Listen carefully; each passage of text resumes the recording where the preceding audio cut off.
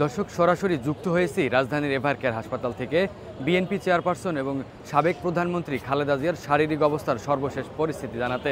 আপনারা জানেন যে গত 23শে নভেম্বর তিনি শারীরিক অবস্থার অবনতি হলে রাজধানীর এভারকেয়ার হাসপাতালেই তাকে ভর্তি করা হয়। এরপর থেকেই চলে তার টানা চিকিৎসা।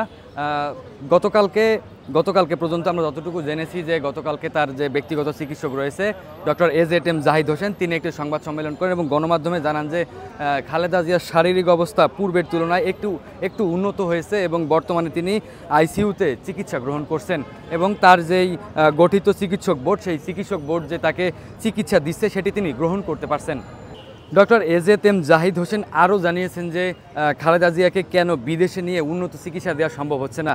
তিনি জানান যে খালেদা জিয়ার বর্তমান যে শারীরিক অবস্থা, সেই শারীরিক অবস্থায় তিনি আসলে তার যে শারীরিক অবস্থা সেই অবস্থায় তিনি এয়ার অ্যাম্বুলেন্সে করে লন্ডনে যাওয়ার মতো সক্ষম নয়, এজন্যই কিন্তু তাকে বিদেশে নেওয়া সম্ভব হয়নি। সেই সাথে তিনি আরও কিছু বিষয় জানিয়েছেন যে তাকে দেশে রেখেই যে উন্নত চিকিৎসা দেওয়া যায় কিনা সেটির পরিকল্পনা রয়েছে এবং সেটি নিয়ে কাজ করছে। আপনাদেরকে আরও জানিয়ে রাখি যে খালেদা জিয়ার চিকিৎসার যে মেডিকেল বোর্ড রয়েছে দেশি বিদেশি চিকিৎসকদের সমন্বয়ে, সেই বোর্ডের একজন সদস্য বিএনপি ভারপ্রাপ্ত চেয়ারম্যান তারেক রহমানের স্ত্রী জোবাইদা রহমান, তিনি কিন্তু লন্ডন থেকে ঢাকায় এসেছেন এবং প্রতিদিন কিন্তু তিনি আসেন বেগম জিয়ার খোঁজখবর নিতে, বেগম জিয়ার শারীরিক অবস্থার খোঁজখবর নেওয়ার জন্যই তিনি এভারকেয়ার হাসপাতালে গতকালকেও এসেছিলেন বিকাল 5টার দিকে। বেগম জিয়াকে লন্ডনে উন্নত চিকিৎসার জন্য নিয়ে যাওয়ার যে পরিকল্পনা সেটি কিন্তু স্থগিত করে রাখা হয়েছে।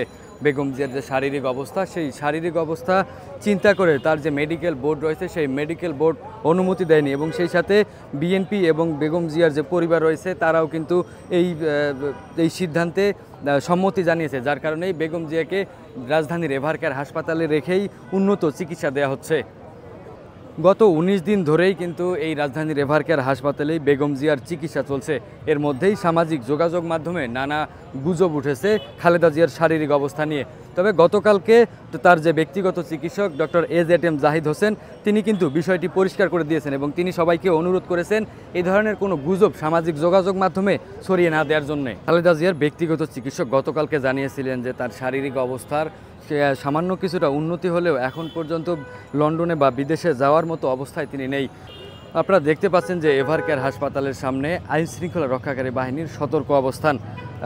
বেগম জিয়াকে ভিভিআইপি পদমর্যাদা দেওয়ার পর থেকেই কিন্তু বাড়তি এই নিরাপত্তা যুক্ত হয়েছে এভারকেয়ার হাসপাতালের সামনে। আপনারা দেখতে পাচ্ছেন যে যেই আইনশৃঙ্খলা বাহিনীর সদস্যরা রয়েছে তারা কিন্তু সচেষ্ট রয়েছে। দীর্ঘ 19 দিন ধরে চলছে রাজধানীর এভারকেয়ার হাসপাতালে সাবেক প্রধানমন্ত্রী ও বিএনপি চেয়ারপারসন বেগম খালেদা জিয়ার চিকিৎসা। বর্তমানে তিনি আইসিইউতে চিকিৎসাধীন অবস্থায় রয়েছেন এবং তার যে মেডিকেল বোর্ড রয়েছে সেই মেডিকেল বোর্ডের একজন সদস্য গতকালকে জানিয়েছেন যে চিকিৎসকরা যে চিকিৎসা দিচ্ছেন তিনি সেই চিকিৎসা গ্রহণ করতে পারছেন। দর্শক, রাজধানীর এভারকেয়ার হাসপাতাল থেকে আমার কাছে এই ছিল সর্বশেষ।